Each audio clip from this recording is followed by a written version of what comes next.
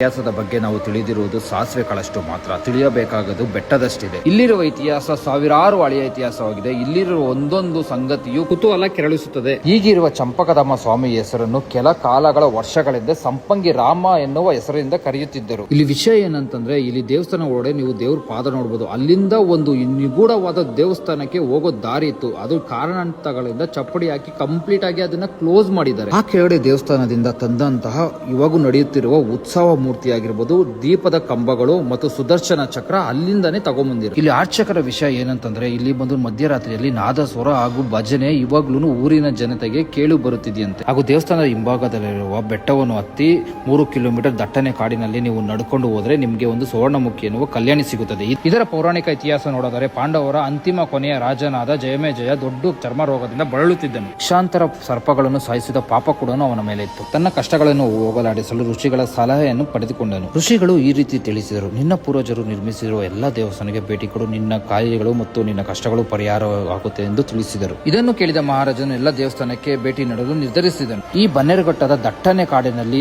ಮಹಾರಾಜನು ಹೋಗುತ್ತಿರುವಾಗ ಆ ಒಂದು ಬಿಸಿಲಿನ ಬೇಗೆ ಒಂದು ಮರದ ಕೆಳಗೆ ವಿಶ್ರಾಂತಿ ತೆಗೆದುಕೊಳ್ಳಲು ಕೂತಿದ್ದನು. ಅವನ ಜೊತೆಗೆ ಬಂದ ನಾಯಿ ಕೂಡ ಬಿಸಿಲಿನ ಬೇಗೆ ತಾಳಲಾರದೆ ಒಂದು ಕೊಳಗೆ ಹೋಗಿ ನೀರು ಕುಡಿದು ಅಲ್ಲಿ ಒಂದು ಮುಳುಗಿ ಎದ್ದು ಬಂದು ಆ ರಾಜನ ಮುಂದೆ ಕೊಡವಿದಾಗ, ಆ ನಾಯಿ ಎಲ್ಲೆಲ್ಲಿ ಕೊಡವಿತ್ತು ಆ ನೀರು ಎಲ್ಲ ರಾಜನಿಗೆ ಬಿದ್ದಿದ್ದ ಜಾಗವೆಲ್ಲ ಚರ್ಮ ರೋಗ ನಿವಾರಣೆ ಆಯಿತು. ನಾಯಿ ಮುಳುಗಿದ ಜಾಗವನ್ನು ಹುಡುಕುತ್ತಾ ಹೋದಾಗ ಅವರಿಗೆ ಸಿಕ್ಕ ಕೊಳವೇ ಈ ನಮ್ಮ ಸುವರ್ಣಮುಖಿ ಕೊಳ. ಆ ರಾಜನು ಬಂದು ಈ ಕೊಳದಲ್ಲಿ ಮುಳುಗಿದಾಗ ಅವನಿಗಿದ್ದ ಚರ್ಮ ರೋಗವೆಲ್ಲ ನಿವಾರಣೆ ಆಯಿತು. ಆದುದರಿಂದ ಇವನ ಮೈಯು ಚಿನ್ನದಂತೆ ಹೊಳೆಯುತ್ತಿತ್ತು. ಚಿನ್ನ ಅಂತಂದ್ರೆ ಸಂಸ್ಕೃತದಲ್ಲಿ ಸುವರ್ಣ ಎಂದರ್ಥ. ಆದುದರಿಂದ ಈ ಕಲ್ಯಾಣಿಗೆ ಸುವರ್ಣಮುಖಿ ಎಂದು ಹೆಸರು ಬಂತು. ನಮ್ಮ ಬನ್ನೇರುಘಟ್ಟದಲ್ಲಿ ಇಂಥ ಒಂದು ಇತಿಹಾಸವುಳ್ಳ ದೇವಸ್ಥಾನ ಇರುವುದು ನಮ್ಮ ನಿಮ್ಮೆಲ್ಲರ ಅದೃಷ್ಟನೇ ಅಂತ ಹೇಳ್ಬೋದು.